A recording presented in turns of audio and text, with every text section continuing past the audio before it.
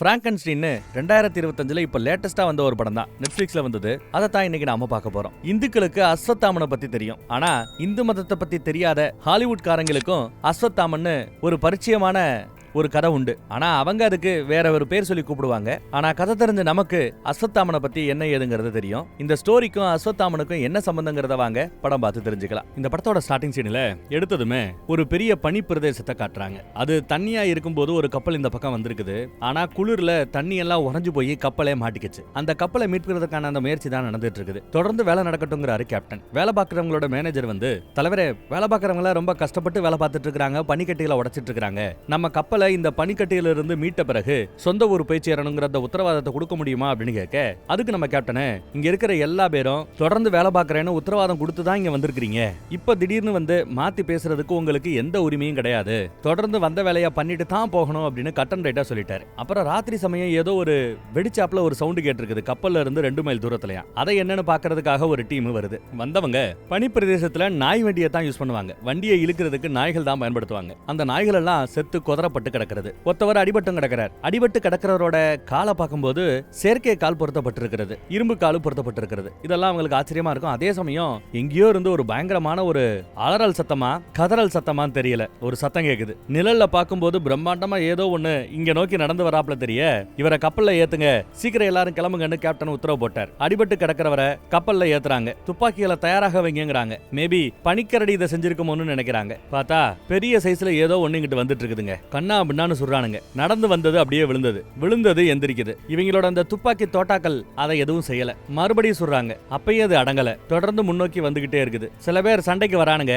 அவங்கள அடிச்சு தூக்கி துவம்சம் பண்ணுது. ஒரே அடியில சில பேரை கொண்டு போடுது. 2 ஆள் உயரத்துக்கு இருக்குது. கப்பல்ல ஏற அந்த ஏணில அது ஏற ஆரம்பிச்சிருச்சு. ஒருத்தவனை காப்பாத்தி கப்பல்ல ஏத்திட்டு வந்தா இல்ல, அவங்கிட்ட அதுக்கு என்னடா வேணும் சொல்லி தொலைடா அப்படின்னு கேக்குறாங்க. அடிபட்டு கிடக்கிறவர்கிட்ட வந்ததோ, எனக்கு அவன் தான் வேணும் அப்படின்னு சத்தமா பேசவே ஆரம்பிக்குது. என்னடா பேசுது, என்னதுடா அப்படின்னு தெரியல. ஒருத்தன் வயித்துல கட்டையை வச்சு குத்துவான், கொன்னு போட்டுறாரு. அடிக்க யார் வந்தாலும் சரி அடிச்சு கொலை பண்றாரு. சின்ன துப்பாக்கிகள் செட் ஆகாது, பெரிய துப்பாக்கி எடுத்துட்டு வா அப்படின்ட்டாரு கேப்டன். ஒருத்தன் ஓடி போய் எடுத்துட்டு வரான். அடிபட்டு கிடக்கிறவனை பார்த்து விக்டர் விக்டர் அப்படின்னு அது கத்திட்டு இருக்கும். அந்த பெரிய துப்பாக்கியை வச்சு கண்ணா பெண்ணான்னு சுட குண்டடிபட்டு பொத்து அது கீழே விழுதுங்க. செத்துடுச்சு அப்படின்னு மேல இருந்து எல்லாம் சந்தோஷப்படுறாங்க. ஆனா செத்தாப்ல தெரியல. மறுபடியும் உடல்ல அசைவு தெரியுது. மறுபடியும் அது எந்திரிக்குது. ஏணியை எடுத்துருங்கடா அப்படின்னு கேப்டன் உத்தரவு போடுறார். சரசரன்னு ஏணியை உருகுறாங்க. கோவத்துல கப்பலை மோதுறாப்ல. அது இரும்பு கப்பல். டிங்கு டிங்குன்னு தான் சவுண்ட் கேக்குது. எனக்கு அவன் வேணும்னு சொல்லி அவ்வளவு பெரிய கப்பலை போட்டு உழுப்ப ஆரம்பிக்குதுங்க. என்ன ஒரு அதிசயம், அதோட பலம் அவ்வளவு பலமா இருக்குது போல தெரியுது. பனிக்கட்டிகளுக்கு இடையில செக்கிக்கிட்டு இருக்கிற அந்த கப்பலையே அவரு சரிச்சு காட்டுறாரு. இன்னும் எத்தனை குண்டு இருக்குன்னு கேட்டா ஒரே ஒரு தடவை சுட முடியுமா, ஆனால் அதை கொல்ல முடியாதுன்னு சொல்ல கொல்ல போறது இல்லைன்னு சொல்லி குறி வைக்கிறார். எதை குறி வைக்கிறாருன்னு பார்த்தா, அது கீழே விழும்போது பனிக்கட்டி எல்லாம் நொறுங்கி இருக்கும். இன்னும் அதை நொறுக்கணும்னு தரைய பார்த்து சுட்டிருக்கிறாரு. தரைய சுட்டதும் அந்த இடத்துல இருந்த பனிக்கட்டி எல்லாம் உடைஞ்சு போய் டப்புன்னு அவரு பனிக்கட்டிக்குள்ள போயிட்டார், தண்ணிக்குள்ள போயிட்டார். விட்டு மனுஷன் கப்பலையே கவுத்திருப்பார் போல. ஜஸ்ட் மிஸ்ல ஏதோ கேப்டன் சுட்டதுனால கப்பல் தப்பிச்சிச்சு. அந்த அடிபட்டு கிடக்கிறவருக்கு வலி மருந்து கொடுக்குறாங்க. கப்பல்ல இருக்கிற டாக்டர் தான் அவருக்கு உதவி பண்ணிட்டு இருக்கிறார். முழிச்சதும் அவரு, உங்கள எத்தனை பேரை அது கொன்னுச்சுன்னு தான் கேட்கிறார். 6 பேர் செத்து போயிட்டாங்களா, இன்னும் மறுபடியும் வரும், இன்னும் உங்க எல்லாரையும் கொல்லும், பேசாம என்ன ஒப்படைச்சிருங்க, நீங்களாவது தப்பிச்சிடலாம் அப்படின்னு பேசுறாப்ல. இல்ல அது தண்ணியில மூழ்கிடுச்சிட்டோம், இந்நேரம் அது உறைஞ்சு போய் செத்து போயிருக்குங்கிறாரு கேப்டன். ஆனா அவரோ, அதுக்கு சாவே கிடையாது, அதை அழிக்கிறதுக்கு நான் முயற்சி பண்ணி தோத்து போயிருக்கிறேன், நீங்க நம்புறீங்களோ இல்லையோ அது திரும்ப வரும், என்ன தேடி வரும், எனக்காக வரும், அது என்ன தூக்கிட்டு போனா பரவாயில்லன்னு சொல்லி என்ன வீசி எறியணும், தயவு செய்து இதை செய்யுங்க அப்படின்னு கேட்டுக்கிறார். அதை பார்க்கும்போது பயங்கர ராட்சசன் மாதிரி இருக்கிறானே,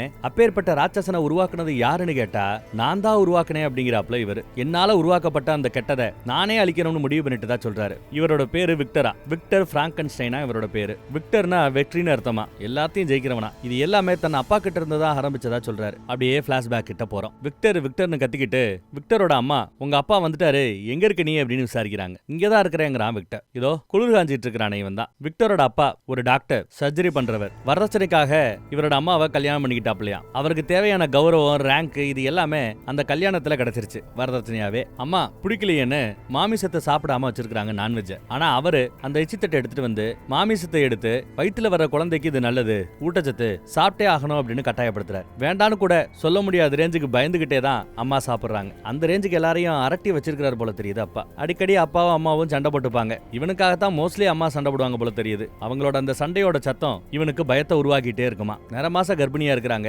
அப்ப கூட பையனுக்காக சண்டை போட்டு வந்து பையனை கட்டி பிடிச்சிக்கிறாங்க. அப்புறம் பையனை தன்ன மாதிரியே டாக்டர் ஆக்கணும்னு நிறைய படிக்க வச்சிருக்காரு போல.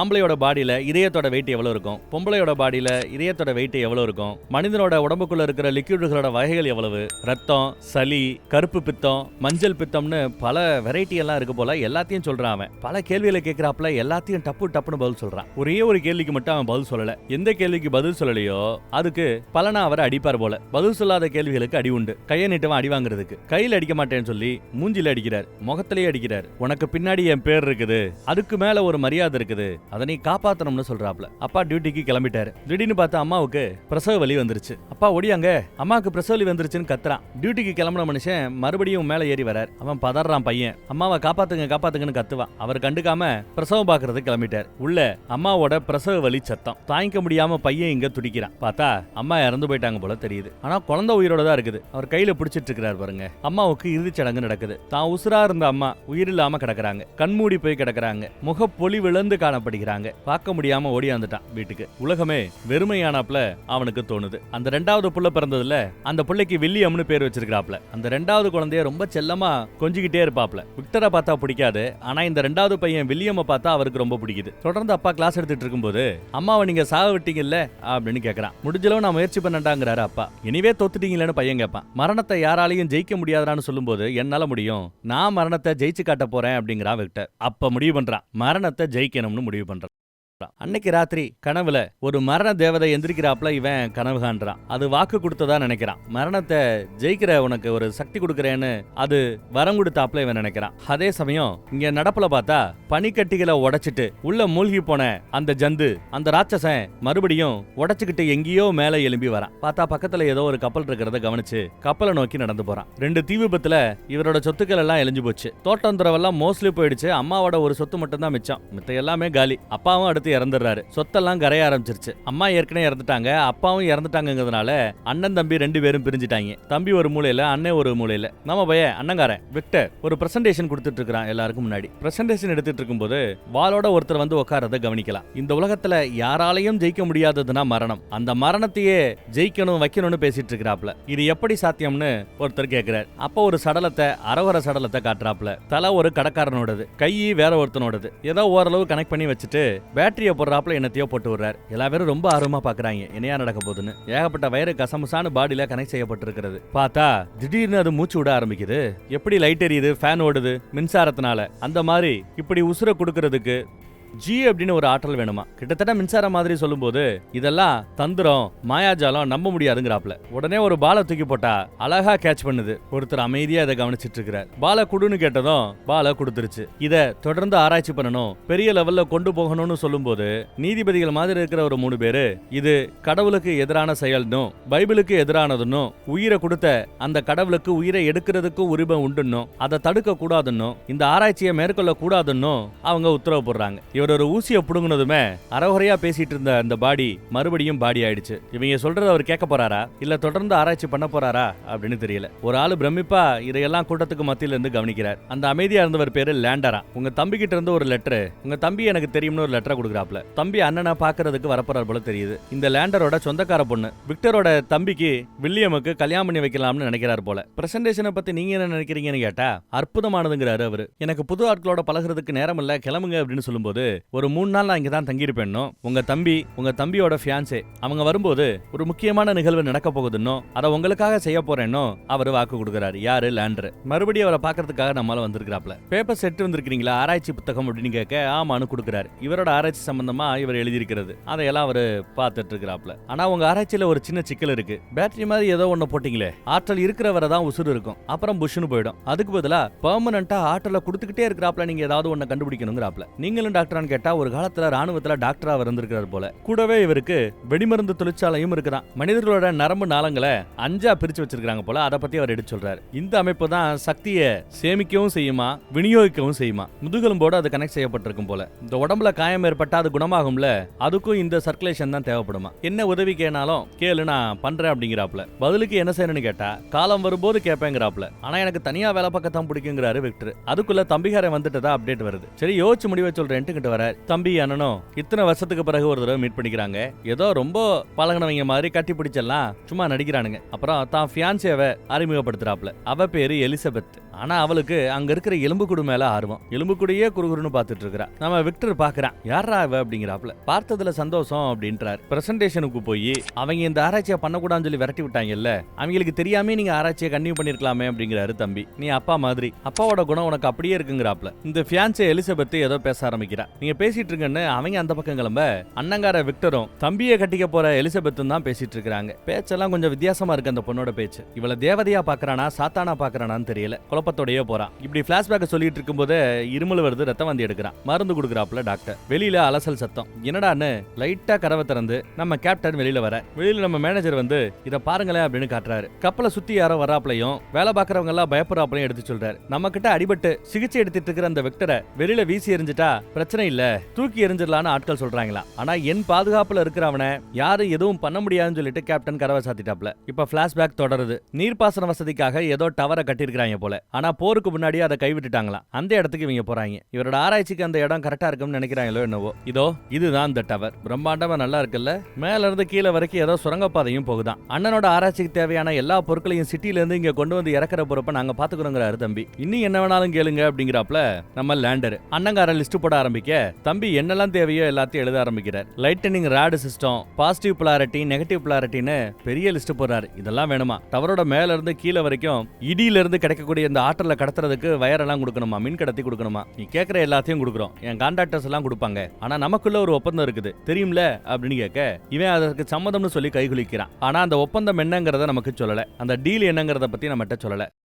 இந்த பக்கம் ஒரு 3 பேருக்கு மரண தண்டனை நிறைவேற்றப்படுகிறது. இன்னும் பல பேருக்கு மரண தண்டனை நிறைவேற்றதுக்கு லிஸ்ட்ல இருக்காங்க. இவங்கெல்லாம் இப்ப சாக போறவங்க. ஆராய்ச்சிக்கு யாரு தேவைங்கிறத முன்னாடியே பாக்குறதுக்கு வந்துட்டாப்ல நம்ம அண்ணங்கார விக்டர். முதுகு நல்லா ஸ்ட்ராங்கா இருக்கு, இந்த ஆள் ஓகே அப்படின்னு ஒருத்தவர ஓகே சொல்லிட்டு வராரு. செத்து பண்ண பிறகு பாடியை விட்ட ஒப்படைப்பாங்க போல தெரியுது. இதுக்கு மத்தியில தம்பியோட ஃபியான்சேவை மார்க்கெட் பக்கம் இவரு கவனிக்கிறார். பின்னாடியே ஃபாலோ பண்றாரு. பின்னாடியே ஃபாலோ பண்ணி போனவன் அந்த அம்மா பாவம் மன்னிப்பு கேட்கறதுக்கு சர்ச்சு பக்கம் போக பாதிரியார் மாதிரி உள்ள உட்காந்துக்கிட்டு அந்த அம்மா என்ன பாவம் பண்ணிச்சு என்ன ஏதுன்னு கேட்கிறான். அப்புறம் அந்த கூட பழக ஆரம்பிக்கிறான். அப்புறம் அவங்களோட டான்ஸ் ஆட ஆரம்பிக்கிறான். பைபிள்ல போற ரூட்டே சரியில்லையே அப்படின்னு நமக்கு தோணுது. இடிதாங்கி மாதிரி ஏதோ ஒண்ணு ரெடி பண்ணி வாங்குறான். இடியோட ஆற்றலை இதன் வழியா அவங்க வாங்குவாங்கன்னு நினைக்கிறேன். காப்பரால செய்யப்பட்டதுன்னு கடைக்காரன் சொல்ல காப்பர்ல வேண்டாம் சில்வரால செய்யப்பட்டது வேணும் அப்படின்னு சொல்லிட்டாரு. இங்கே இருந்து வாங்கிட்டு வான்னு தம்பி அங்கேயே உட்கார வச்சிட்டாப்ல. இவர் வண்டியில எடுத்து கிளம்பிட்டாரு. தம்பியை அங்க விட்டுட்டு தம்பி கட்டிக்க போற பொண்ணு கூட நம்ம பய சுத்தி திரியிறான். சொன்னாப்லயே லேபுக்கு தேவையான எல்லா விஷயத்தையும் தம்பிக்கார அங்க இருந்து பொறுப்பா கவனிச்சுக்கிட்டான். ஆனா கட்டிக்க போற பொண்ணை கவனிக்க விட்டு விட்டானே பாவம். அண்ணன் கேட்டாப்ல எல்லாத்தையும் ரெடி பண்ணிட்டுதா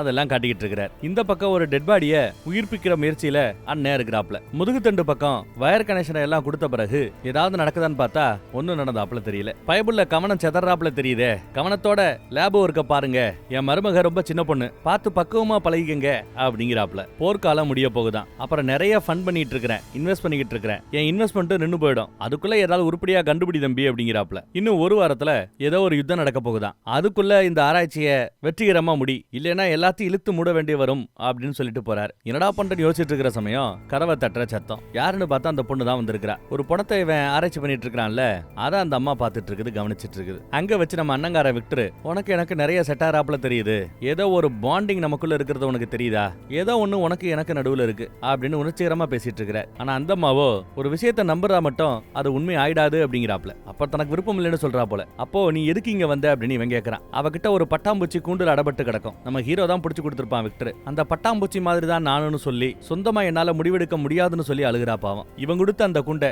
இவங்கிட்டயே கொடுத்துட்டு நான் முடிவு எடுத்துட்டேன்னு சொல்லி ஓட ஆரம்பிச்சிட்டா. பின்னாடியே பைபிள விரட்டி ஓடியாரான். அவன் நிக்கலையே. பைபிள குளிச்சிட்டு இருக்கும் போது ஒரு ஐடியா தோணுது அவருக்கு. இவன் வயரிங் கொடுத்தது சமச்சீரா கொடுத்திருக்கணும், அப்படி இல்லாம வேற மாதிரி கொடுத்திருப்பான் போல. இப்ப சமச்சீரா வயரை மாத்தி கொடுத்ததும் அது எந்திரிச்சிருச்சு, உசுறு உருவாயிடுச்சு. திடீர்னு எந்திரிச்சு கத்துறத பார்த்ததும் பயந்து போய் பேட்டரியை உருகிட்டான். அப்புறம் கத்துறது அமைதியாயிடுச்சு. So project success. அப்புறம் யுத்தத்துல இறந்து போய் கிடக்கிற பாடிகளை இவர் மார்க் பண்ணுவாரு. அந்த பாடியை மட்டும் எடுத்துட்டு கொண்டு வந்து லேப்ல ஒப்படைப்பாங்க போல. எந்த மாதிரி டெட் பாடி கேட்கறேன்னு கேட்டா, நீண்ட கைகளோட நீண்ட கால்களோட பிரம்மாண்டமா இருக்கிறாப்ல உடல் கிடைச்சா நல்லா இருக்கும். எந்த உடல்ல கை நீளமா கிடைக்கும், எந்த உடல்ல கால் நீளமா கிடைக்கும், எந்த உடல்ல பிரம்மாண்டமான தலை கிடைக்கும், இந்த மாதிரி தேடி தேடி பார்த்து டெட் பாடி எல்லாம் கொண்டு வந்திருக்காங்க. அதையெல்லாம் நம்ம பையா வாட்ச் பண்ணிட்டு இருக்கிறான். ஒரு உடம்புல இருந்து காலை கட் பண்ணி எடுக்கிறான், ஒரு உடம்புல இருந்து கையை கட் பண்ணி எடுக்கிறான், ஒரு உடம்புல இருந்து எலும்புகளை தனியா எடுத்துட்டு வந்து ஸ்க்ரூ பண்றான். இப்படி ஒவ்வொரு சடலத்திலிருந்து வேண்டிய உறுப்புகளை எல்லாம் வெட்டி எடுத்து கனெக்ட் பண்ணிட்டே இருக்கிறான். இதையெல்லாம் போட்டோ எடுக்கலாமான்னு லேண்டர் கேட்கிறார். பதிலுக்கு காத்திருக்காம அவரே போட்டோவும் எடுக்க செய்றார். அப்புறம் அந்த உடலுக்கு கருவிலிகளும் பொருத்தப்படுகிறது. ஒரு வழியா எல்லாத்தையும் முடிச்சு பேண்டேஜ போட்டு மொத்தத்தையும் மூடி வச்சிருக்கிறார். அப்புறம் தேவையில்லாத குப்பை உறுப்புகளை எல்லாம் மூட்டை கட்டிட்டு வந்து டிஸ்போஸ் பண்றாரு. அப்புறம் தலைப்பகுதியில பெரிய பெரிய ராடுகளை செலுத்தி நெஞ்சு பகுதியில ஒரு பெரிய பேட்டரியை செட் பண்ணி எல்லாம் அரேஞ்ச் பண்ணி வச்சிட்டாப்ல. வெளியில பார்த்தா மேகம் கருத்து மின்னல் வெட்ட ஆரம்பிச்சிருச்சு. இப்போ இந்த பாடிக்கு நிரந்தரமா தேவையான அளவு ஆற்றலை கொடுக்கணும். இடியோட ஆற்றல் அளப்பெரியது. அந்த இடியோட ஆற்றலை அப்படியே கேப்சர் பண்ணி இந்த பாடிக்கு கொடுக்கணுங்கிறது தான் இவனோட நோக்கம். அதுக்கு ஏத்தாப்புல வேலைகளை பார்க்க ஆரம்பிக்கிறான். பரபரப்பா வேலை பார்த்துக்கிட்டு இருக்கிறான். ஏகப்பட்ட ஐட்டத்தை கனெக்ட் பண்ணி ரெடி பண்ணிக்கிட்டு இருக்கிறான். மின்கடத்தியை மட்டும் கடைசியா செட் பண்ணணும். அதுக்குள்ள நம்ம லேண்டரை பாக்குறதுக்கு அந்த பக்கம் போறாங்க. லேண்டர் இவனை பார்த்ததுமே ஒளிஞ்சுக்கிறார். தன்னோட விக் அங்கிட்டு இருக்குது. அது இல்லாம தன் முகத்தை காட்டுறதுக்கே யோசிக்கிறார். அதையும் தாண்டி பார்க்கும்போது தான் ஷாக். என்னடா அண்ணா, அவருக்கு தலைமுடி எல்லாம் கொட்டி கிடக்குது. அவருக்கு கேன்சர் வியாதி போல. இப்பயோ அப்பயோ சாக போறாரு போல. அதனாலதான் மரணத்தை வெல்வதற்காக இவ்வளவு பணத்தை இன்வெஸ்ட் பண்ணி செலவு பண்ணி இவன் ஆராய்ச்சிக்கு உதவி பண்ணியிருக்கிறார். அதே மாதிரி ஏற்கனவே ஒரு டீலுக்கு நீ ஹெல்ப் பண்ணணும்னு கேட்டுக்கிட்டு இருந்தார் இல்லையா, அந்த டீல் என்னங்கிறத அந்த வரத்தை இப்பதான் கேட்கிறார். அது என்னன்னா, இப்ப நீ ஒருத்தனுக்கு உயிர் கொடுக்க போறல, அந்த உயிர்ங்கிறது மூளையில இருக்கிறதா இருந்தா ஏன் தலையை அதுக்கு பொறுத்து, இல்ல அந்த உயிர்ங்கிறது இதயத்துல இருக்கிறதா இருந்தா ஏன் இதயத்தை அதுக்கு பொறுத்து, எனக்கு மரணத்தை வெல்லக்கூடிய அந்த சக்தியை கொடு அப்படின்னு கேட்கிறார். இவன் முடியவே முடியாது அப்படின்னு இது பண்றான். ஏன் உனக்கு என்னையா பிரச்சனை அப்படின்னு கேட்கிறாப்ல. கேட்டா, உங்களுக்கு கேன்சர் வியாதி, புத்துநோய்ங்கிறது உடம்புல இருக்கிற ரத்தத்துல இருந்து உடல் உறுப்புகள்ல இருந்து மூளை வரைக்கும் உடம்பு முழுக்க பரவி இருக்குமா. இப்போ உங்களை எடுத்து இன்னொரு உடல் உறுப்புகளை வச்சா கூட, இன்னொரு உடலோட பொறுத்துனா கூட அதுக்கும் கேன்சர் வியாதி இருக்குமா. அதனால இது வாய்ப்பே இல்லை அப்படின்னு சொல்லுவான். அவர் விட மாட்டேங்கிறார். இவன் மேல போய் மின்கடத்தையை செட் பண்ணி கீழே மின்கடத்தையை செட் பண்றதுக்கு ஓடியாந்தா, அதுக்குள்ள அந்த மின்கடத்தையை கையில எடுத்து வச்சுக்கிட்டு நான் சொல்றதை செய், இல்லைன்னா அதை கொடுக்க மாட்டேன் அப்படின்னு மிரட்டுவார். ஒழுங்கார கொடுங்கன்னு கேட்டுட்டு பக்கத்துல வரும்போது தவறி விழுகிறாருங்க. மின்கடத்தை அங்கிட்டு விழுந்துருச்சு. இவர் அந்த கிணத்துக்குள்ள விழுகிறாப்புல தொங்கிட்டு இருக்கிறார். இவனும் கையை பிடிச்சிக்கிட்டு அப்படியே இருங்க, விழுந்துடாதீங்க, நான் ஹெல்ப் பண்றேன் அப்படின்னு சொல்லிட்டு இருக்கும்போது பாவன் நழுவி கீழே விழுந்துட்டாருங்க. கீழே விழுந்தவரை பாக்குறதுக்காக இவன் குடுகுடுன்னு ஓடி போய் கீழே போய் பார்த்தா மூளையெல்லாம் செதறி போய் சம்பவ இடத்துல வச்சுட்டு போயிட்டார். இனி அவருக்காக பண்றதுக்கு எதுவும் இல்லை. அப்புறம் விழுந்த அந்த மின்கடத்தை எடுத்து மேல எல்லாம் செட் பண்ணி மின்னல் வெட்டுறதுக்கு முன்னாடி எல்லாத்தையும் ரெடி பண்ணி வச்சு காத்துட்டு இருக்கான். மின்னலும் வெட்டுது. அந்த மின்னல்ல இருந்து வரக்கூடிய ஆற்றல் அப்படியே மின்கடத்தி மூலமா இந்த பாடிக்கு செலுத்தப்படுது. ஆற்றல் ஏறத ஒரு ரீடிங்ல நீங்க சிவப்பு கலர்ல கவனிக்கலாம். டப்பு டப்புன்னு ஏறிட்டு இருக்கிறத ஒரு வழியா முழுமையா ஏறி அந்த மின்கடத்தியே மின்னலோட ஆற்றலை தாங்க முடியாம கலண்டு விழுந்துருச்சு. ஒரு வழியா எல்லாம் முடிஞ்சிருச்சுங்க. இவனு உசுறு வந்துருச்சான்னு போய் பாக்குறான். உசுறு வரல. இதே திருப்பி இல்லன்னு நங்குன்னு இதயத்தை 4 குத்து குத்திட்டு தோத்து போயிட்டமே நினைச்சிட்டு பெட்ல வந்து படுத்துட்டான். ஆனா காலையில முழிச்சு பார்த்தா எதுக்க அந்த ரூபம் எந்திரிச்சு நிக்குது. இவனையே பாத்துக்கிட்டு நிக்குது. ஒரு நொடி பார்த்து பயந்து போனவன் அங்கிட்டு ஓடுவான். இவன் செய்யறாப்லயே அது செய்யுது. சோ குழந்தை மாதிரி அதுங்கிறத இவன் புரிஞ்சுக்கிட்டு, இதுதான் கை,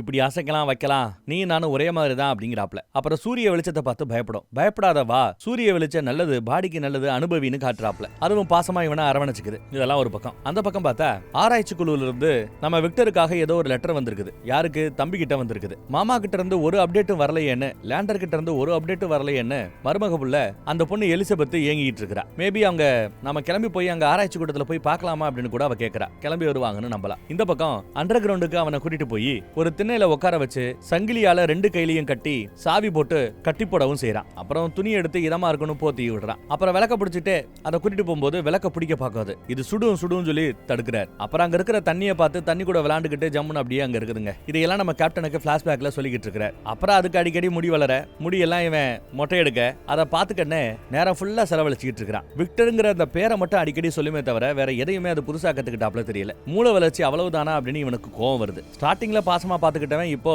உத்தரவு கொடுக்க ஆரம்பிக்கிறான். தான் சொல்றதை செய்யணும்னு எதிர்பார்க்கறான். உசுறு கொடுத்த கடவுள்னா அப்படின்னு பேசிட்டு இருக்கான். ஆனா அதோட முகத்தை பார்த்துட்டு கண்ணாடியில அது ஒரு மாதிரி அருவருப்பா ஃபீல் பண்ணுது. கத்தி எடுக்காதன்னு சொன்னாலும் கேட்காம கத்தி எடுக்க கையில வெட்டுப்பட்டுரும். ஐயோ வெட்டுப்பட்டுருச்சேன்னு கட்டுப்போட போக பார்த்தா கட்டு போடுறதுக்குள்ள வெட்டுப்பட்ட அந்த இடம் தானா சரியாகுதுங்க, குணமாகுதுங்க. அவ்வளவு வேகமா இவனுக்கு குணமாகுது. ஆச்சரியம் தான் பாக்குறாரு. அந்த பக்கம் குதிரை வண்டி கட்டி சிட்டில இருந்து தம்பியை கட்டிக்க போற எலிசபெத் வந்து நிக்கிறாங்க. கீழே அவனை கட்டி போட்டுட்டு செம்ம திட்டுறான். உறவாக்காரன்னு திட்டுறான். உனக்கு மூளையே செயல்பட மாட்டேங்குது, விக்டர்ங்கிற அந்த பேரை தவிர வேற எதையுமே சொல்ல மாட்டேங்கிறேன்னு சத்தம் போடுவான். அது இவனை பார்த்து பயப்படுது. உனக்கு எல்லாம் செய்யறேன், என்ன பார்த்து தான் உனக்கு பயம் வரமாக்கும் அப்படின்னு அதுக்கும் சத்தம் போடுறேன். அப்புறம் மேல என்ன குதிரை வண்டி சத்தம் கேட்குதுன்னு வந்து பார்த்தா இவங்க 2 பேர். எலிசபெத் ஓடியா என் ஆராய்ச்சியை பத்தி காட்டுறேன்னு சொல்லிட்டு ஆராய்ச்சி குறிப்புகளை காட்டுறதுக்காக கூட்டிட்டு வருவான். அதுக்குள்ள எலிசபெத் அண்டர் கிரவுண்டுக்கு கீழே போயிடுறா. அண்ணனும் தம்பியும் தான் மேல பேசிட்டு இருக்காங்க. கீழே வந்தவ கீழே ஏதோ சத்தம் கேட்குதுன்னு கீழே வந்திருக்கா. வந்து பார்த்தா 8 அடி உயரத்துல பிரம்மாண்டமா ஒரு ராட்சசன். இவளுக்கு வித்தியாசமா இந்த மாதிரி ஏதாவது பாக்குறதா இருந்தா ரொம்ப ஆர்வமா இருக்கும். பயப்பட மாட்டா. பயப்படாம பக்கத்துல போய் தன் கைகளை நீட்ட அதுவும் கைகள் எல்லாம் தொட்டு பார்த்துட்டு இருக்குது. கையுறையெல்லாம் கழட்டி போட்டு கையெல்லாம் பார்த்துட்டு இருக்குது. இந்த படைப்பை பார்த்து அவ ரசிக்கிறா. ஆனா வயிற்று பகுதியில ஏதோ ரத்த வரத பார்த்துட்டு விறுவிறுன்னு மேல வந்து அதை நீதான் காயப்படுத்தினியான்னு வந்து கேட்க, நான் காயப்படுத்தல, போரின் போது ஏற்பட்ட காயமா இருக்கலாம், சில காயம் குணமாகுது, சில காயம் குணமாக மாட்டேங்குதுன்னு சொல்லிட்டு இருக்கிறார். அப்பதான் தம்பிக்காரனுக்கு என்ன நடக்குதுன்னு புரியுதுங்க. அவனும் கீழே வந்து பாக்குறான். பார்த்தா அற்புதமான விஷயத்தை பார்த்துட்டு அரண்டு போறான். ஃபைனலா நீ அதை சாதிச்சுட்டே அப்படின்னு சந்தோஷப்படுறான். அது ஹாயா உட்காந்துட்டு தண்ணியை தொட்டு விளையாண்டுட்டு இருக்குது. இவளும் பக்கத்துல போய் பாசமா பழகுறா. அதை விட்டு விலகியேறு அப்படிங்கிறான் இவன். அப்ப ராத்திரி அண்ணனை பார்த்து நீ நிறைய விஷயங்களை சாதிச்சுட்ட, இனி அமைதியா படுன்னு அண்ணனை படுக்க வைக்கிறாரு தம்பி. அதே சமயம் தூக்கம் இல்லாம இந்த பொண்ணு கிளம்பி கீழே அண்டர் கிரவுண்ட் பக்கம் வரா. அங்க அந்த ஜந்து அந்த ராட்சசன் இலதலைய தண்ணியில விட்டு விளையாண்டுகிட்டு இருப்பான். இவளை பார்த்ததும் இவகிட்ட வந்து அந்த இலைய பரிசா கொடுப்பான். அவளும் அந்த இலைய வாங்கிட்டு அழகா இருக்கு நல்லா இருக்குன்னு பாசமா பழக ஆரம்பிக்கிறா, பேச ஆரம்பிக்கிறா. தன்னோட பேரு எலிசபெத் அப்படின்னு 2-3 தடவை சொல்லி காட்டுவா. சொல்லு பாப்போன்னு கேட்கும்போது அது சொல்லல. சரி நான் மேல போகணும்னு சொல்லிட்டு இவ கிளம்பி போயிடுறாங்க. அவ போன பிறகு ரொம்ப கஷ்டப்பட்டு எலிசபெத் அப்படின்னு சொல்லிட்டாருங்க. ராட்சசன் விக்டர்ங்கிற அந்த பேரை தவிர்த்து அவன் சொன்ன அடுத்த இன்னொரு பேருனா எலிசபெத் தான்.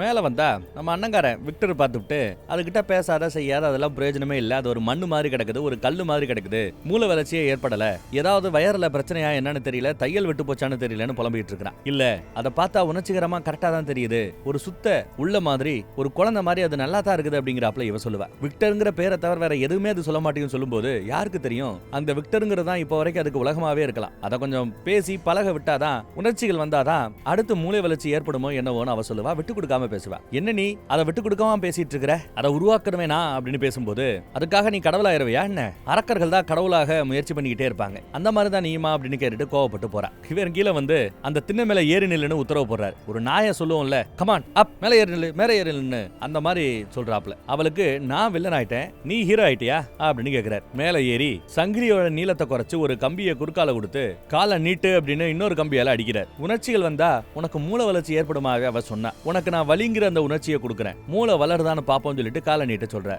அதுக்கு கோவம் வருது. காலை நீட்டுவியா மாட்டையான்னு சொல்லி அடிக்க ஆரம்பிக்கிறாரு. ஒரு கட்டத்துல கோவப்பட்டு அந்த கம்பியை பிடுங்கி வளைச்சு தூக்கி எரிஞ்சிருச்சு. விக்டர்னு கோவத்துல கத்துது.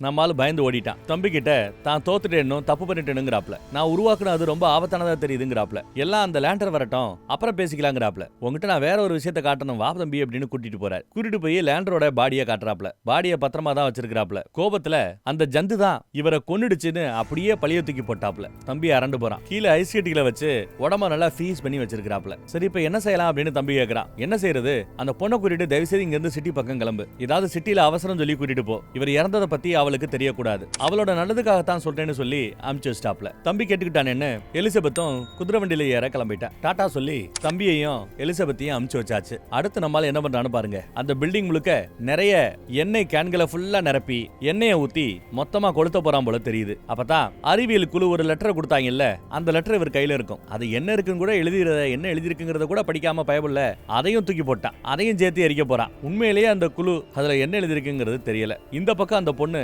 எலிசபெத் ஏதோ தப்பு நடக்க போறாப்ல தெரியுதுன்னு வருத்தப்படுறா. ஏதோ தப்பு நடக்க போகுது, வண்டியை திருப்புங்க, எனக்கு என்னமோ அந்த பய அந்த கண்டுபிடிப்ப கொல்ல போறாப்லையோன்னு பயமா இருக்குது, வண்டியை நிப்பாட்டுறீங்களா குதிக்கவான்னு அந்த பொண்ணு மிரட்டுது. இங்க அண்டர் கிரவுண்ட் வரைக்கும் என்னைய கொண்டு வந்து கொட்டிட்டான். விக்டர்ங்கிற அந்த வார்த்தையை தவிர வேற ஏதாவது ஒரு வார்த்தையை சொல்லு, நான் உன்னை காப்பாத்துறேன், இல்லனா மொத்தமா எரிச்சு விட்டுருவேங்கிறாப்ல. ஆனா விக்டர் தான் அது சொல்லிட்டு இருக்குது. அவ்வளவுதான் தேராதுன்னு இவன் கிளம்பி போற சமயம் எலிசபெத்னு அந்த 2வது வார்த்தையை சொல்ல இவன் வாக்கு கொடுத்தாப்ல அவரை விடுவிக்கணும்ல. ஆனா இன்னும் கோவமா நிறைய எண்ணெய ஊத்துறான். அப்ப கொடுத்த வாக்க காப்பாத்தல. எலிசபெத் மேல உனக்கெரடா அக்கறன்னு சொல்லி மொத்தமா கொளுத்தி விட்டாப்ல. மொத்தமும் பத்தி எரியுது. விக்டர்னு அது கத்துற சத்தம் வெளியில வந்த இவனுக்கே நல்லா கேக்குது. சங்கிலிய உடைக்க முயற்சி பண்ணிட்டு இருக்கிறாப்ல. வெளியில போன நம்ம விக்டர் மனசு கேட்காம மறுபடியும் உள்ள ஓடியாந்து கதவை திறப்பான். பார்த்தா உள்ள இருந்த நெருப்பு அப்படியே புஷ்ன்னு அடிக்கும். இவனை தூக்கி வீசும். ஒரு தூண்ல முட்டி காலு உடைஞ்சு போச்சு. நல்ல காயம் அவனுக்கு. அப்புறம் அந்த கோபுரமும் மொத்தமா வெடிச்சு செதறிடுச்சு. இவன் இந்த பக்கம் திரும்பி வந்து பார்த்தா மொத்தமும் எரிஞ்சிட்டு இருக்கிறத பார்த்துட்டு அழுகுறா. ஒரு உயிரை உருவாக்குறேன்னு ஒரு மரணத்தை உருவாக்கிட்டோம் அப்படின்னு அவர் சொல்ல பிளாஷ்பேக் அந்த இடத்துல முடியுதுங்க. வெளியில ஏதோ சத்தம் கேட்க கேப்டன் வெளிப்பக்கம் போறார். கதவை திறந்தா கரெக்டா அந்த ராட்சசாங்க வந்து நிக்கிறான். கேப்டனை ஒரே குத்துல கொல்ல போகும்போது அவரை கொன்னுடாத, நான் தான் இங்க இருக்கல்ல, என்ன எடுத்துக்கோ அப்படிங்குது. உன்னை பத்தி எனக்கு எல்லாம் அவன் சொல்லிட்டான், கொல்றான் எங்க 2 பேரையும் கொல்லு அப்படிங்கிறாப்ல கேப்டன். ஓ கரையெல்லாம் அவர் சொல்லிட்டாரா, அவர் தரப்பு கரையை அவர் சொல்லிட்டாரா, அப்ப என் தரப்பு கரையை நான் உனக்கு சொல்லட்டுமா அப்படின்னு அந்த ராட்சசன் கேட்கறான். பல தடவை கத்துனேன், நீ வந்து என்ன காப்பாத்துவேன்னு விக்டர்னு கத்துறேன். ஆனா என்ன காப்பாத்த அங்க யாருமே இல்ல. டெஃபினட்டா நீ என்ன காப்பாத்த போறது இல்லங்கறத நான் புரிஞ்சுக்கிட்டேன் அப்படிங்கிறாரு அவரு. மேல இருந்த பெரிய பெரிய சிலிண்டர் எல்லாம் உடஞ்சு கீழே வந்து விழும். அது கொஞ்சம் நெருப்பு அணைக்கும். ஒரு வழியா சங்கிலிகளை இவர் அத்து எரிஞ்சிட்டாரு. தூண்ல இடிச்சே சங்கிலிகளை அத்து போட்டு கிளம்பும் போது கால்ல ஒரு சங்கிலி இருக்குது. அதையும் ஒரு வழியா அத்துட்டாரு. நெருப்பு பின்னாடியே வரட்ட தண்ணி கீழே போற அந்த பக்கத்துல ஓங்கி ஒரு குதிச்சிட்டாரு. அந்த தண்ணி எல்லாம் கீழே ஒரு ஆறா கடலான்னு தெரியல, அங்க போய் கலக்கும். இவரும் அதுலயே போய் ஒரு பெரிய ஜம்ப், அப்படியே ஆழத்துக்கு போயிட்டே இருக்கிறார். அப்புறம் எப்ப கரை ஒதுங்கினாருன்னு தெரியல, கரை ஒதுங்கி போய் கிடக்கிறார். தண்ணி எல்லாம் வாந்தி எடுத்துட்டு முழிக்கிறார். அப்படியே அங்கிருந்து நடக்க ஆரம்பிச்சப்ப காட்டு பக்கம் போய் செத்து போய் கிடக்கிற மக்கி போய் கிடக்கிற மண்டை ஓடுகளை கவனிக்கிறார். மேய்ஞ்சிட்டு இருக்கிற மானை கவனிக்கிறார். அந்த மான் எதையோ சாப்பிட்டுட்டு இருக்கும், ஏதோ ஒரு பழத்தை. அதை பார்த்துட்டு அதை புடுங்கி இவர் சாப்பிடுறாரு. டேஸ்டா இருக்குது. புடுங்கி மானுக்கும் கொடுக்குறாரு, மானும் சாப்பிடுது. இவரும் சாப்பிடறாப்ல. ஆனா அதே நொடி அந்த மானை யாரோ சுட்டு வேட்டையாடுறாங்க. அடுத்து இவனையும் சுட்டு தள்ள ஆரம்பிக்கிறாங்க. வேட்டையாட வந்த வேட்டைக்காரங்க இவனை என்னமோ ஏதோன்னு பார்த்து சுடுறாங்க. இது தப்பிச்சு ஓடும். பின்னாடியே விரட்டி விரட்டி வேட்டையாடுறானுங்க. போதாததுக்கு மழை, குளிரு. அந்த குளிரை தாங்க முடியாம ஒரு வீட்டை பார்த்து ஓடியாரார். வீடு பாலடைஞ்சு போய் கிடக்குது. அங்க போய் குளிருக்கு இதமா ஒரு இடத்துல போய் ஒதுங்கிறார். நிறைய எலிகள் அங்க சுத்தி தெரியுது. அதே வீட்டுக்கு வீட்டோட சொந்தக்காரங்க வராங்க. ரொம்ப காலமா வீட்டு பக்கம் வராதவங்க இப்ப வராங்க போல. உள்ள நம்மால் படுத்து கிடக்கிறது அந்த குடும்பத்துக்கு தெரியாது. வெளியில பார்த்தா 2 வேட்டைக்காரங்க வந்து எத்தனை தடவை சுட்டாலும் அது எஸ்கேப் ஆயிட்டே இருக்குது, எங்க இருக்குன்னு தெரியல அப்படின்னு அப்டேட் கொடுக்குறாங்க. அப்போ இந்த வீட்டு ஓனர் உட்பட எல்லாரும் சேர்ந்து தான் அந்த வேட்டையாடுறாங்கிறது நல்லா தெரியுது. சரி வாங்கன்னு அந்த வேட்டைக்காரங்களை உள்ள கூப்பிடுறாப்ல. அதே வீட்டுல கீழே இருக்கிறது அவங்களுக்கு தெரியாது. பாக்குறதுக்கு எப்படி இருந்துச்சுன்னு அந்த அம்மா கேட்கும். அது கரடி மாதிரியும் தெரியல, மனுஷ மாதிரியும் தெரியல, எலும்பும் சதையுமா வித்தியாசமா இருந்தது அப்படின்னு எடுத்து சொல்றாங்க. தாத்தாவுக்கு கண்ணு தெரியாதா என்னன்னு தெரியல. வயசானவரை பேத்தி நெருப்புக்கு பக்கத்துல கொண்டு போய் உட்கார வைக்கிறா, கரகரப்பா இருக்கும்ட்டு. கண் பார்வையே இல்லைனாலும் அவர் ஒரு நல்ல புத்திசாலியா, அனுபவசாலியா. அதனால அவரை வாட்ச் பண்ண ஆரம்பிக்கிறாப்ல. அவங்க என்ன பண்றாங்க, எப்படி பேசுறாங்க, அவங்க பேசுற அந்த வார்த்தைகள்னு பேர் வச்சு கூப்பிடுறது, இது எல்லாமே அவர் புரிஞ்சுக்கிறார். தான் பேத்திக்கு அவர் சொல்லிக் கொடுப்பாரு. இதுக்கு பேர் என்ன, கண்ணா கண்ணு, கரெக்டா சொன்ன அப்படின்னு எல்லாத்தையுமே சொல்லிக் கொடுக்க ஆரம்பிக்க தன்னோட டிக்ஷனரி வார்த்தைகளை அவர் வளர்த்துக்கிறார். மொழியை கத்துக்கிறார். அதுவும் அவருக்கே தெரியாம. அந்த குடும்பத்திலேயே ஒரு ஆளா இருக்கணும்னு இவருக்கு ஆசை. அவங்களுக்கு ஆதரவா கூடயே இருக்கணும்னு ஆசை. அவங்களுக்கு ஏதாவது ஒரு விதத்துல உதவி பண்ணணும்னு ஆசை. குளிர்காலத்துக்கு இதமா விறகுகளை நிறைய சேர்க்கணும்னு அவங்க பேசிட்டு போனதை கவனிச்சுட்டு அவங்களுக்கே தெரியாம ஏகப்பட்ட விறகுகளை மொத்தமா கொண்டு வந்து அடுக்கி வச்சிருக்கு. யார் இதை பண்ணிருப்பாங்கன்னு அவங்களுக்கு தெரியல. ஆனா இது உதவியா இருக்குங்கிறத புரிஞ்சுக்கிறாங்க. ஆனா அவங்களோ வனதேவதை தான் தனக்கு உதவி பண்ணி இருக்கிறதா சொல்லி நன்றி நன்றி, வனதேவதைக்கு நன்றி அப்படின்னு இருக்காங்க பேத்தியோட. அந்த நன்றிக்கு சொந்தக்காரன் உள்ளதான் இருக்கிறாங்கிறது அவங்களுக்கு தெரியாது. அந்த நொடியில இருந்து அவங்களுக்கு வேண்டிய எல்லா உதவிகளையும் ராத்திரி செய்ய ஆரம்பிப்பாப்ல. வனதேவதைக்கு படைக்கிறதா சொல்லி துணிமணி, சாப்பிடுறதுக்கு ரொட்டி, அது இதுன்னு நிறைய ஐட்டங்களை வீட்டுக்கு வெளியில வைக்கிறது வழக்கம். அதெல்லாம் இவன் எடுத்து யூஸ் பண்ணிப்பான். இவனுக்கு அந்த வாழ்க்கை பிடிச்சிருந்தது. ஆனா சில காலம் மட்டும்தான். ஆடுகளை அடைக்கிறதுக்காக அருமையா ஒரு செட்டப்பை ரெடி பண்ணி வச்சுட்டு போயிருக்குது நம்ம பையதான். ஆனா அதையும் வனதேவ தான் கொடுத்துருக்கிறதா அவங்க நினைக்கிறாங்க. பேத்தி ஏதோ கதை சொல்ல எல்லாரும் கை தட்டி ரசிப்பாங்க. சத்தமே இல்லாம கை தட்டி உள்ள நம்ம பையலும் அதை ரசிக்கிறான். திடீர்னு ஆடுகளோட சத்தம் வித்தியாசமா கேட்க கையில துப்பாக்கி எடுத்துட்டு ஒருத்தர் வெளியில வந்து பாக்குறார். ஓநாய்கள் வந்துருச்சோ அப்படின்னு நினைக்கிறார். ஆபத்தை உள்ள இருக்கிற நம்ம ஆளும் புரிஞ்சுக்கிறான். ஓநாய்கள் வீட்டை சுத்து போட்டுருச்சு. வீட்டுக்குள்ள வர முயற்சி பண்ணுதுங்க. ஆடுகளை வேட்டையாடுதுங்க. உள்ள வர பார்த்த அந்த ஓநாய்களை யாரோ சுட்டு தள்ளுறாங்க. அப்படி ஓநாய்களை அவர் சுட்டு தள்ளும் போதுதான் ஒரு விஷயத்தை அவர் புரிஞ்சுக்கிறார். எதை? வன்முறையை. ஆடுகளை ஓநாய் வேட்டையாடுது, ஓநாய்களை மனுஷன் வேட்டையாடுறான். காரணம் இயற்கை, உலக நியதி. அத இவர் புரிஞ்சுக்கிறாப்ல.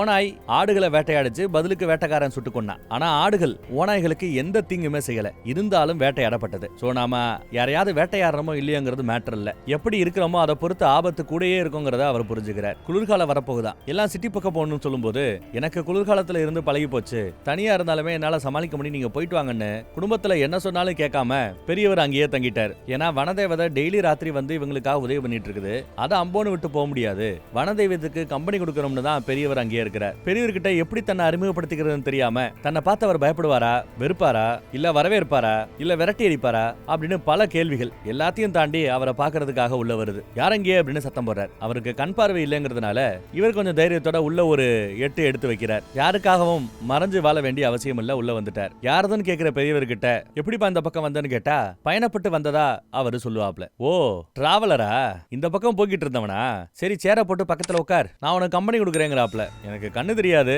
இல்லனா எந்திரிச்சு உனக்கு வேண்டிய விருந்தோம்பல்களை செய்வேன், நீ நீயே அட்ஜஸ்ட் பண்ணி கொஞ்சம் சர்வீஸ் எல்லாம் நீயே எடுத்துக்கப்பா, செல்ஃப் சர்வீஸ் தான்ப்பா அப்படின்ட்டாப்ல. அங்க ஒரு பிராந்தி பாட்டில் இருக்கும், அதை தெரியாதனமா கீழே போட்டதும் பயந்து போயிடுவாப்ல. பயப்படாத வா, உன் கையை கொடுன்னு எடுத்து கையை வாங்கிக்கிறார். எதுக்கெல்லாம் நீ பயப்படுவேன்னு கேட்டா எல்லாத்துக்கும் பயப்படுவேன் அப்படின்னு சொல்றாப்ல. ஏன் இவ்வளவு குளிருது, உடம்புல ஏதாவது காயம் இருக்கான்னு கூட விசாரிக்கிறார். தொட்டு பார்த்தேன், முகத்தை தொட்டு பார்த்துட்டு ஏதோ தழும்புகள் இருக்கு போல ஏங்குறாப்ல. போர்ல காயம்பட்ட வீரனானு விசாரிக்கிறார். இவ்வளவு அசாதாரணமான உடல் சாதாரண மனிதர்களுக்கு இருக்க வாய்ப்பு இல்ல, எங்களுக்கு உதவி பண்ணிக்கிட்டு இருந்த வனதேவதை நீதானே அப்படின்னு கேட்கிறார். ஆமான்னு நம்ம பய சொல்றான். உன் வாய்ஸ்ல, உன் குரல்ல நல்ல எண்ணமும் அன்பும் தனக்கு தெரியறதாவும் என் கூட நீ தங்கிக்கலாம்னு சொல்றாப்ல. இருக்கிறத நம்ம ஷேர் பண்ணிக்கலாங்கிறாப்ல. ஆதாம் ஏவாள் பத்திய புத்தகங்கள் எல்லாத்தையும், அந்த கதைகள் எல்லாத்தையும் எடுத்து சொல்ல ஆரம்பிக்கிறார். அவர்களோட முதல் தோட்டம், அந்த முதல் ஆப்பிள் எல்லாத்தையும் பத்தி கத்துக்கிறாரு. அப்புறம் நகரங்கள் எப்படி உருவானது, அப்புறம் யுத்தம், கடவுளோட ஆக்ரோஷம், டிராகன்களோட மனிதர்கள் போட்ட யுத்தம், மனிதர்கள் எல்லாத்தையும் இழந்தது, நேரம் போனது, காலம் போனது, இலையுதிர் காலம், பனிப்பொழிவு காலம்னு பல விஷயங்களை எல்லாத்தையுமே அந்த பெரியவர்கிட்ட இவர் கத்துக்கிறார். அப்புறம் புக்கெல்லாம் எடுத்து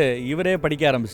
அப்புறம் கடைசியா ஒரே ஒரு புக்கு, படிக்காத புக்கு பாக்கி இருக்குதான். மனிதர்கள் கடவுள்கிட்ட கேட்க இருந்த கேள்விகள், கடவுள் மனிதர்கிட்ட கேட்க இருந்த கேள்விகள் அந்த புத்தகத்துல இருக்குது போல. மனிதர்களோட சந்தேகத்தை தீர்க்கிறதுக்காக தன் மகனை கடவுள் அனுப்பி வச்சதா சொல்றாரு பெரியவர். ஆனா அவருக்குமே மனுஷங்க மரணத்தை கொடுத்துட்டதா சொல்றாப்ல. இங்கதான் நம்மால சொல்றாப்ல, நான் யாருன்னு தெரியணும், எங்கிருந்து வந்தேன்னு தெரியணும், என்ன பண்ணணும்னு கேட்க, என் பார்வையை எப்படி கடவுள் அழிச்சாரோ அந்த மாதிரி உன் நினைவுகளையும் கடவுள் அழிச்சிருக்கலாம். பல வருஷத்துக்கு முன்னாடி நான் ஒருத்தவனோட உசுரை பறிச்சேன், ஒரு நல்லவனோட உசுரை பறிச்சேன், அந்த பாவத்துக்கு பரிகாரம் தேடிட்டு இருந்தேன், பார்வை போனதுதான் மிச்சம். மன்னிக்கிறதும் மறக்கிறதும் தான் பக்குவத்தின் அடையாளம்னு எடுத்து சொல்றாரு. நீ எல்லாத்தையும் மறந்துரு, மன்னிச்சிருங்கிறாப்ல. ஆனா நினைவுகள்ல இல்லாததை எப்படி நான் மறக்க முடியும்னு கேட்கிறாப்ல. நினைவுகள்லயே இல்லையே, இருந்தா தானே மறக்கிறதுக்குங்கிறான். ஆனா அதையும் தாண்டி சில சமயம் கனவுகள்ல சில நினைவுகள் தெரியுமா, சில மெமரிஸ் தெரியுமா, வித்தியாசமான மனுஷங்களை துண்டு துண்டா ஏதோ சீன் பை சீனா வந்து வந்து போகுதான் கனவுல. கோர்வியா என்ன நடந்துச்சுன்னு அவரால் புரிஞ்சிக்க முடியலையா. தனக்கு ஞாபகம் இருக்கிறது நெருப்பு, தண்ணி, காலுக்கடியில் இருக்கிற மண்ணு, அப்புறம் ஒரே ஒரு வார்த்தை, அவ்வளவுதான் ஞாபகம் இருக்குங்கிறாப்ல. என்ன வார்த்தை அதுன்னு அந்த பெரியவர் கேட்டிருப்பார்.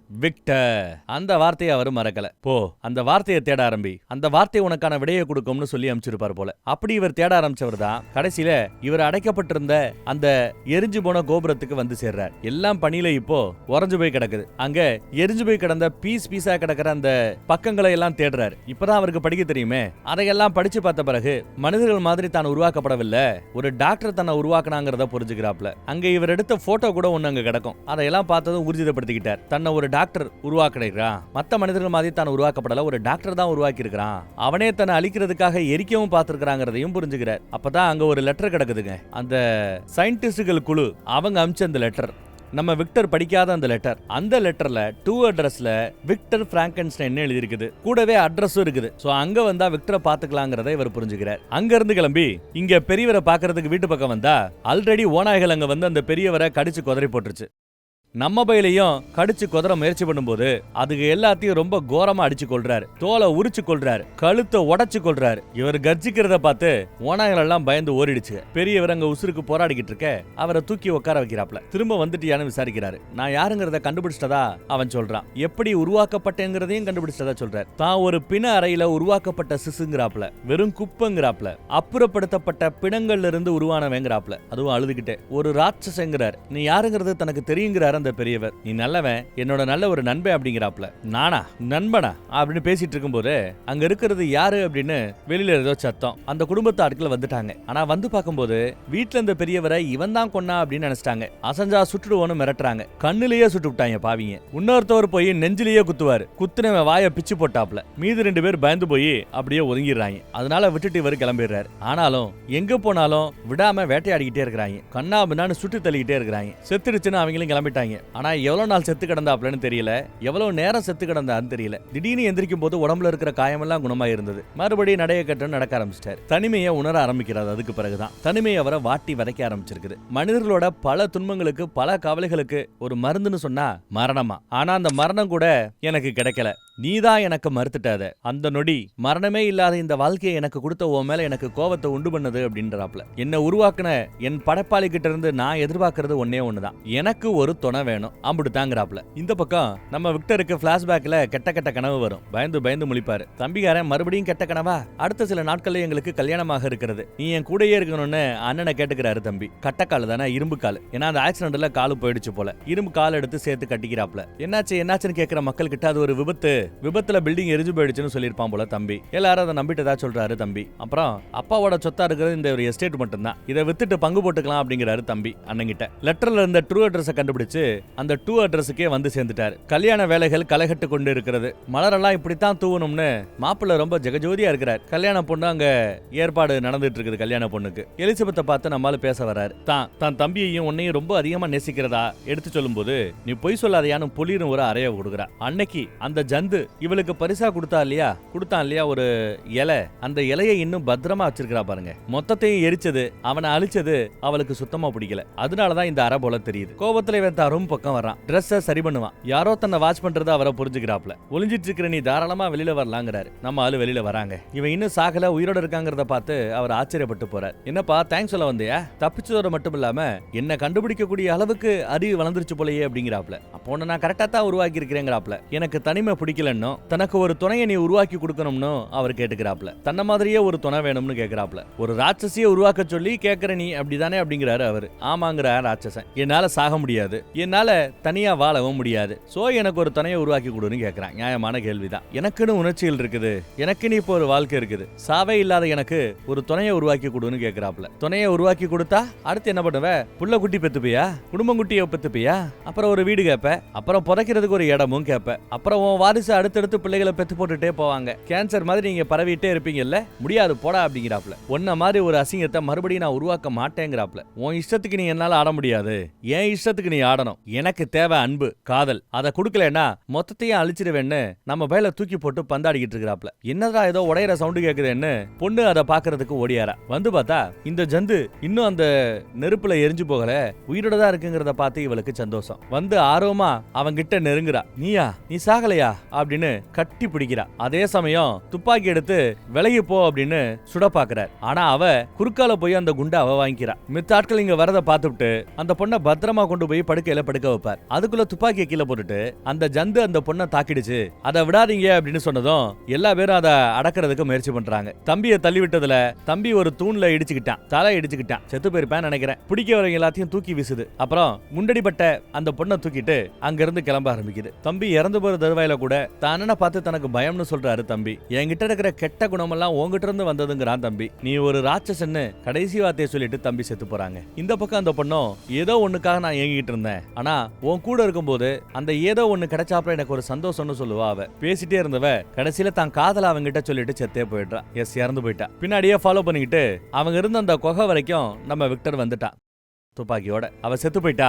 அவ போன இடத்துக்கு நானும் போகணும்னு சொல்லி விக்டரை போட்டு உலுப்பி எடுக்குது. நீ என்ன ராட்சசனா பாக்கணும்னு ஆசைப்பட்டல, இதோ நான் உன்னை காட்டுறேன்னு சொல்லி மூக்க பிச்சு எடுத்துட்டாப்ல. என்ன கொன்னுடுன்னு கத்துவாப்ல விக்டர். அவ்வளவு ஈஸியா கொண்டுற மாட்டேன். கொஞ்ச காலம் என்ன அடிமையா நீ வச்சிருந்தேல்ல, இனி கொஞ்ச காலத்துக்கு நீ எனக்கு அடிமையாக இரு, தினம் உனக்கு சித்திரவதையை கொடுக்க போறேன்னு சொல்லிட்டாப்ல. சொல்லிட்டு கிளம்ப பின்னாடியே வேட்டையாடுறதுக்கு நம்மால துப்பாக்கியோட வந்துட்டு இருக்கிறார். பனிமூட்டத்துக்கு நடுவுல நம்மால ஓடி போயிடுவான். பின்னாடியே இவர் ஃபாலோ பண்ணிட்டு போறார். அங்க இருந்து காடு மலை பனின்னு பல இடத்துல வேட்டையாடிக்கிட்டு பின்னாடியே வந்துட்டு இருந்திருக்காப்ல. கடைசியா அப்படி ஃபாலோ பண்ணி வந்த இடம் தான் இந்த பனி பிரதேசம். ஒரு நாய் வண்டியில ஃபாலோ பண்ணிட்டு வந்திருப்பார். ஒரு கடப்பக்கம் போய் வெடிமருந்து, சாப்பாடு, அப்புறம் கத்தியை குறும்படுத்தணும்னு எல்லா வேலையும் கேட்டு வாங்கிக்கிறார். 6 டைனமைட் குச்சிகளை கேட்கிறார். 6 குச்சிகளா? அப்படி என்னத்தையப்பா வேட்டையாட போறேன்னு கேட்டா பெருசா வேட்டையாட போறதா சொல்றாரு. ராத்திரி கூடாரத்துல இருக்கும்போது மறுபடியும் இவன் கூட விளையாடுறதுக்காக நம்ம ஆளு வந்துட்டான். கூடாரத்தை எரிச்சிட்டு இவனை தரன்னு இழுத்துட்டு போறாப்ல. கூடவே அந்த பையும் சேர்ந்து வந்துகிட்டே இருக்குது. அதுல இருந்த ஒரு டைனமைட் குச்சியை உடைச்சு ஏதோ பண்ண முயற்சி பண்றாரு. பட் அதுக்குள்ள நான் காயப்படுத்தினாதான் என் பேச கேட்பேன்னு சொல்லி நல்லா இருந்த காலை உடச்சு விட்டார். ஆஹா, நல்லா இருந்த காலா இல்ல அந்த கட்டக்கால இரும்பு கால் வச்சிருந்தால அதை உடச்சு விட்டாப்லான்னு தெரியல. அடுத்து கத்தியால குத்த வர அந்த கத்தி எடுத்து அவரோட ஷோல்டர்லயே ஒரு இறக்கு. இந்த டைனமைட் குச்சி என்ன இல்லாம பண்ணிட்டு நினைக்கிறியா? சரி பத்தவை, இது என்ன அழிச்சிருச்சுன்னா நான் தாராளமா செத்து போறேன். ஆனா ஒரு கால் நான் இதுல சாகலைன்னா மறுபடியும் உன்னை தேடி வருவேங்கிறாப்ல. பத்தவைன்னு சொன்னதும் அவனும் பத்த வைக்கிறான். பத்த வச்சுட்டேல்ல, இப்ப இது வெடிக்கிறதுக்குள்ள ஓடிப்போ அப்படிங்கிறாப்ல. இவரும் இங்கிருந்து ஓடுறதுக்கு ரொம்ப கஷ்டப்பட்டுக்கிட்டு இருக்கிறார். தன் மரணத்தை ரொம்ப ஆர்வத்தோட எதிர்பார்த்து காத்துக்கிட்டு நிக்கிறாரு நம்மால. முடிஞ்ச வரைக்கும் இவர் தவந்து அந்த இடத்த விட்டு அந்த பக்கத்துல போறாருங்க. ஒரு பனிமலைக்கு அந்த பக்கத்துல, ஒரு பனி மேட்டுக்கு அந்த பக்கத்துல போய் அவன் ஒளிஞ்சுக்கிறான். இந்த பக்கம் கரெக்டா நெருப்பு முடைய பூம்னு வெடிச்சு செதறுது. அந்த போர்ஸ் அந்த பக்கம் இவனை 10 அடி தள்ளி வீசி எறியுது. நடபணமா கிட்டத்தட்ட அவர் விழுந்து கிடக்கிறான்னு சொல்லலாம். ஆனா அந்த வெடிப்புக்கு பிறகு பணமாக வேண்டிய இவன் அப்பையும் ஜம்முன்னு நிக்கிறார். வெந்து செதஞ்சு போன அந்த சதையெல்லாம், நொறுங்குன எலும்பெல்லாம் மறுபடியும் தானா சரியாகுது. இவருக்கு மரணம் இல்ல, மறுபடியும் ஏமாற்றம் தான் இவர் ஆணு கர்ஜிச்சிருப்பார். அந்த சத்தம் தான் இந்த பக்கம் நம்ம கேப்டனுக்கு அன்னைக்கு கேட்டிருக்கும். கேப்டன் அடிபட்டு கிடந்த நம்ம விக்டரை காப்பாத்தி கப்பல்ல ஏத்திருப்பாரு. இதுதான் பிளாஷ்பேக் ஸ்டோரி. இப்ப நம்ம இது எல்லாத்தையும் கேட்டு முடிச்சாச்சு. இனிமே உனக்கு எனக்கு நடுவுல குடுக்கல் வாங்கல் இல்லங்கிறாப்ல. அப்போ விக்டர் இவரோட கைய பிடிச்சு கடைசியா ஒரு வார்த்தை, என்ன மன்னிச்சிருன்னு கேக்குறாப்ல. சத்தியமா நான் வருத்தப்படுறேன், நான் பண்ண பாவத்துக்கு பலன் அனுபவிக்கணும் தான், என்ன மன்னிச்சிருன்னு மன்னிப்பு கேட்கிறார். அதுக்கு இவரோ, என்ன படைச்ச நீ இல்லாம போகணும், அழிஞ்சு போகணும், எல்லாம் கொஞ்ச நேரத்துல நடந்து முடிய போகுது, உனக்கு ஈஸியா மரணம் கிடைச்சிருச்சுப்பா, கொடுத்து வச்சவனி. ஆனா எனக்கோ பிறப்பு இல்ல, இறப்பும் இல்ல, எனக்கு சிறைச்சாலையும் கிடையாது, விடுதலையும் கிடையாது, சந்தோஷமும் கிடையாது, துக்கமும் கிடையாது. கடைசியில இப்படியா என் நிலைமை இருக்கணும் அப்படின்னு வருத்தப்படும் போது நம்ம விக்டர் பாசமா தலைய தொட்டு அழகா கோதி கொடுத்து என்ன மன்னிச்சிரு மவனே அப்படின்னு கூப்பிடுறாப்ல. எஸ், உருவாக்குனவரை அப்பான்னு கூப்பிடுறதா இருந்தா விக்டரை தான் அப்பான்னு கூப்பிடணும். கரெக்டா? உன் இதயத்துல ஓரத்துல எங்கேயாவது இரக்கம்னு ஒண்ணு இருந்தா, என்கிட்ட இல்லாத ஒரு குணம், நீயா தேடி சம்பாதிச்ச குணம், அந்த குணம் இருந்தா என்ன மன்னிச்சிடு. என்ன மன்னிச்சிட்டு மரணத்தை தேடுறத விட்டு வாழ கத்துக்கோ அப்படிங்கிறார். தன் அப்பா தனக்கு வச்ச பேரு, அந்த பேரை நீ கடைசியா ஒரு தடவை எனக்காக சொல்லணும்னு கேட்டுக்கிறாப்ல. எனக்கு அது வெறும் பேர் தான், ஆனா உனக்கு அந்த பேரு உலகமா இருந்ததுல, ஒரு தடவை கூப்பிடு அப்படின்னு கேட்க அவர் விக்டர் அப்படின்னு பாசமா கூப்பிடுவார். நான் உன்னை இறுதியா மன்னிக்கிறேன்னு சொல்லி அழுவாப்ல. அந்த இறுதி மன்னிப்பை கேட்டுட்டு விக்டர் உசுர விட்டாருங்க. இறுதி முத்தம் கொடுத்து நல்லபடியா அனுப்பியும் வைக்கிறாரு இவரு. அப்புறம் நம்ம கேப்டன் கதவை திறந்தா வெளியில இருக்கிற ஆட்களை எல்லா பேரையுமே கொண்டு போடல. எல்லா பேரும் உயிரோட கையில வெப்பனோட இருக்கிறாங்க. யாரும் எதுவும் பண்ண வேண்டாம், ஆயுதங்களை கீழே இறக்குங்க அப்படின்னு கேப்டன் உத்தரவு போடுறாப்ல. உடனே எல்லா பேரும் ஆயுதங்களை கீழே இறக்கிட்டாங்க. அவரை போக விடுங்கன்னு வேற உத்தரவு போட்டார். கேப்டன் மீறி யாரும் எதுவும் செய்ய முடியாது. ஜம்முன்னு கப்பல்ல இருந்து ஏணி பிடிச்சு கீழே இறங்கி வந்துட்டாப்ல. அங்க இருந்து போறதுக்கு முன்னாடி கடைசியா நம்ம கேப்டனை பார்த்துட்டு பார்வையிலேயே குட் பை சொல்லிட்டு கிளம்புறாரு. அப்புறம் இந்த கப்பல் பனியில உறைஞ்சு போய் கிடக்குது இல்ல, அவங்களுக்கு கடைசியா உதவி பண்ணலாம்னு நினைச்ச மனுஷன் ஓங்கி ஒரே அந்த பனி கட்டிகளை உடைச்சு சிக்கிக்கிட்டு இருக்கிற அந்த கப்பலுக்கு விடுதலை கொடுக்கிறார். நல்லபடியா அந்த கப்பலை தண்ணிக்குள்ள தள்ளி விட்டுட்டாப்ல. கப்பல் இனி சொந்த ஊரு தேடி போகலாம். இப்போ உங்க உத்தரவு என்ன? மறுபடியும் வேலைக்கு தான் போக போறோமா இல்ல வீட்டுக்கு போக போறோமான்னு மேனேஜர் கேட்க, சந்தோஷமான செய்தி, நாம எல்லாரும் வீட்டுக்கு போலாம், வேலை கிடக்குது வேலை அப்படின்ட்டாரு. ஆட்கள் எல்லாரும் சந்தோஷம். வண்டியை திருப்பிட்டு வீட்டு பக்கம் போய் சேரலான்னு முடிவு பண்ணிட்டாங்க. இந்த பக்கம் மரணம் இல்லாத இந்த வாழ்க்கைய எப்படி வாழ போறோமோன்னு நொந்து போய் கண்ணீர் விட்டுட்டு இருக்கிற அவனை கடைசியா காமிச்சு படத்தை அந்த இடத்துல முடிச்சாச்சு. இந்து மதத்துல அஸ்வத்தாமன் ஒரு கேரக்டர் உண்டு. மரணமே இல்லாம இப்பயும் அலைஞ்சு திரியறதா, இந்த கலியுகத்திலையும் அலைஞ்சு திரியறதா நாம கேள்விப்பட்டிருக்கிறோம். ஹாலிவுட்டுக்கு இவன் தான் அந்த அஸ்வத்தாமன் போல தெரியுது. வேற ஒரு நல்ல படத்துல மறுபடியும் சந்திப்போம். நம்ம வாட்ஸ்அப் குரூப்போட லிங்க் கீழே இருக்குது. இப்ப நான் பேசும்போது கூட என் ஸ்கிரீன்ல வரும். விருப்பப்படுறவங்க கிளிக் பண்ணி ஜாயின் பண்ணிக்கங்க. அடிக்கடி அப்டேட்ஸ் ஏதாவது இருந்தா கொடுக்கப்படும். அடுத்த படத்துல சந்திப்போம். தேங்க்யூ.